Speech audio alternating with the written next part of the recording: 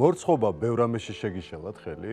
მორცხობა არ არის ცუდი თვისება სხვათა. ზომიერად მორცხობაა. ხო, ზომიერად. აი ბავშვობიდან მე მორცხვი ვიყავი.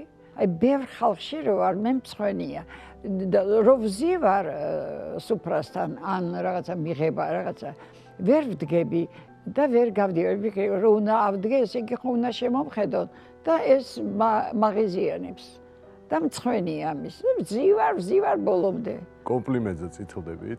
ძალიან მწვენია რომ მაქებენ. ერთის ტყვასაც ვერ ვიმახსოვრებ ნერვიულობის. უნდა ვთქვა ერთი რაღაცა.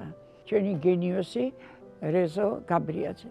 დამირეკა და მეუბნება ბოშო, ახლა შენ არ გაგიკვირდეს და მე ახლა რეზო ვარ გაბრიაძე. იცით რა დამემართა? არა, ჯერ ვიფიქრე რეზო ალბათ რაღაცას და დამიწყო ქება.